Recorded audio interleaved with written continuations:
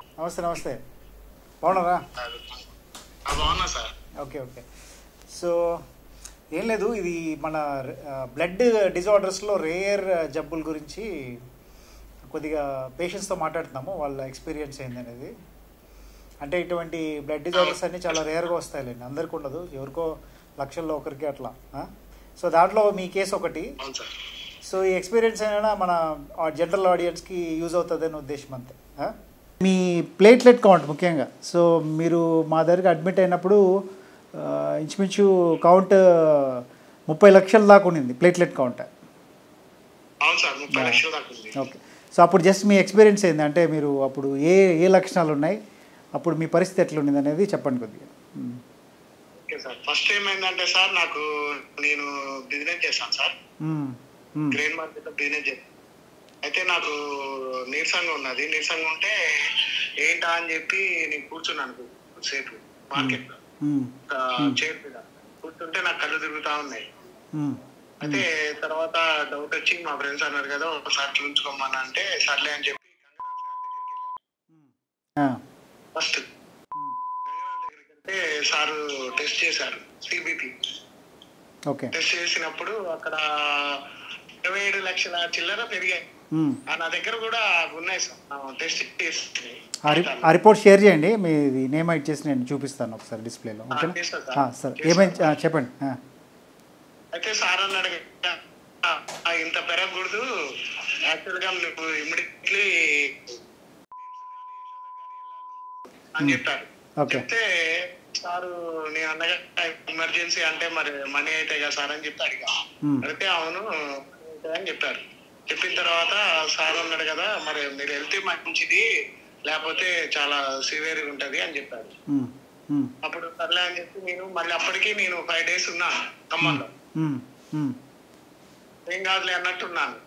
అంటే మళ్ళీ అంత నీరసంగా జ్వరం వచ్చినట్టు అనిపించినప్పుడు మళ్ళీ సార్ దగ్గరికి వెళ్తే సారు కోపడ్డాడు, ఇమ్మీడియట్లీ నువ్వు జాయిన్ కావాలి వెళ్ళి అని చెప్పారు సార్. చెప్పిన తర్వాత అసలు ఎంత ఉన్నాయి సార్ మళ్ళీ ఒకసారి చెక్ చేయండి అంటే చేశాను. చేస్తే 28 లక్షలు ఉన్నాయి. పెరిగినాయి. మళ్ళీ పెరిగితే నువ్వు ఇమ్మీడియట్లీ వెళ్ళాలి, లేకపోతే గడ్డగట్టిపోద్ది, నీకు ప్రాబ్లం అవుతుంది, హార్ట్ స్ట్రోక్ వస్తుంది అని చెప్పారు. చెప్తే నేను అప్పుడు మా బ్రదర్ వాళ్ళని పిలిచి సార్ కర్ణ కుమార్ సార్ ఉన్నారు, వాళ్ళని కన్సల్ట్ కమ్మని చెప్పారు. అప్పుడు ఇమ్మీడియట్లీ నేను వచ్చాను సార్, డిసెంబర్ 15వ తారీఖు మీ దగ్గర. సో మీకు వచ్చినప్పటికీ ఇక్కడ కొత్తగా ఏమైనా లక్షణాలు వచ్చాయా, లేకపోతే అప్పుడు మీరు ఎలా ఉన్నారు, మీ కండిషన్ ఎట్లా ఉంది సార్ ఇప్పుడు ప్రస్తుతానికి? ఇప్పుడు కాదు, అంటే మీ దగ్గరకు వచ్చినప్పుడు చాలా నీరసంగా ఉన్నాను. నీరసంగా ఉన్న తర్వాత మీ దగ్గరకు వచ్చాను, కలిసాక మీరు టెస్ట్ చేయించారు, మొత్తం మ్యాటర్ చెప్పాక మీరు టెస్ట్ చేయించారు. టెస్ట్ చేయించితే అప్పుడు ఫస్ట్ 28 లక్షలు వచ్చాయి. మళ్ళీ అక్కడ వచ్చాక మీరు డౌట్ పడ్డి ల్యాబ్ చేశారు. మళ్ళీ ఏంటి అసలు ఇది కరెక్టేనా కాదా అని చెప్పి మీరు ల్యాబ్ చేశారు. ల్యాబ్ చేస్తే లేదు సార్ ఇది కరెక్టే అని చెప్పి వాళ్ళు చెప్పారు. వీళ్ళు అని చెప్పారు. అని చెప్తే వాళ్ళు మళ్ళీ నా బ్లడ్ శాంపిల్ తీసుకొని మళ్ళీ చెక్ చేశారు. మళ్ళీ బ్లడ్ శాంపిల్ తీసుకొని చెక్ చేశారు. చెక్ చేసిన తర్వాత మళ్ళీ 30 lakhs వచ్చాయి సార్. 30 lakhs. ఓకే.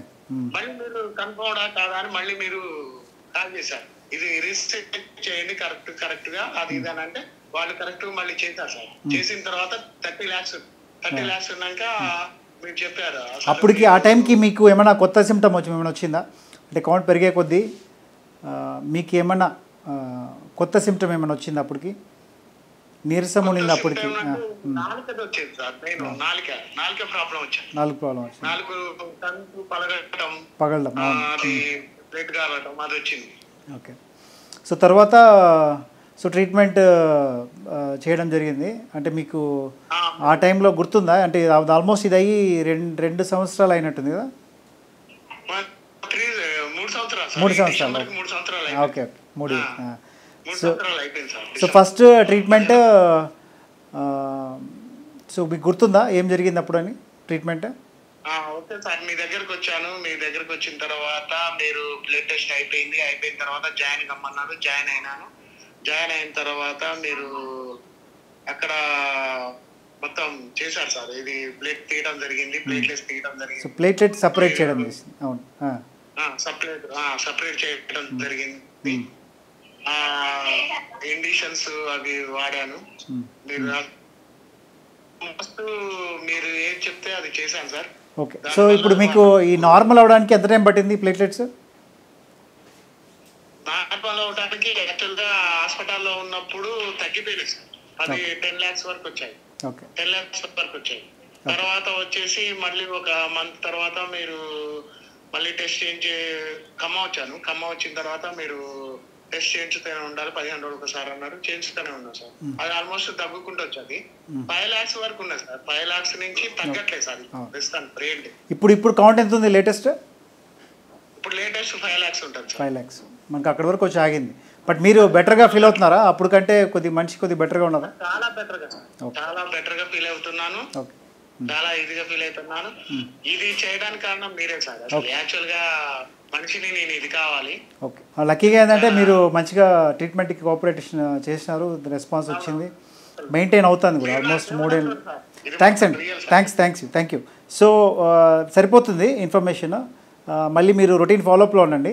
సో నేను ఈ కేసుని కొద్దిగా ఆడియన్స్కి ఇంకొద్దిగా ఎక్స్ప్లెయిన్ చేస్తాను. ఓకేనా? బాయ్. Thank you. సో హెమటాలజిస్ట్గా మా ప్రాక్టీస్లో బ్లడ్ కౌంట్స్ ఫ్లక్చువేషన్ చాలామంది పేషెంట్ చూస్తుంటాము. అంటే ఈ టైంలో మేము ఎక్స్ట్రీమ్ కౌంట్స్ అంటే రక్త కణాల సంఖ్య విపరీతంగా తగ్గడం కానీ పెరగడం కానీ చూస్తుంటాం. కానీ కొన్ని కేసెస్ అంటే చాలా రేర్గా హయ్యెస్ట్ లెవెల్లో లేదంటే లోయెస్ట్ పాయింట్లో కొన్ని కేసెస్ చూడడం జరుగుతుంది. అటువంటి కేసెస్లో ఒక ఉదాహరణ, తను చెప్పినట్లే 30 లక్షల వరకు ప్లేట్లెట్ వెళ్ళడం జరిగింది. సాధారణంగా ప్లేట్లెట్ కౌంట్ మనకి 4.5 లక్షల వరకు, కొన్ని కేసెస్లో 4 లక్షల వరకే మనం లిమిట్గా పరిగణిస్తాము. ప్లేట్లెట్ పెరగడాన్ని చాలా కేసెస్లో 5 లక్షలు 6 లక్షలు చాలా రొటీన్గా చూస్తుంటాము కారణం బట్టి. సాధారణంగా ప్లేట్లెట్స్ పెరిగినప్పుడు రకరకాల కారణాలు ఉండొచ్చు.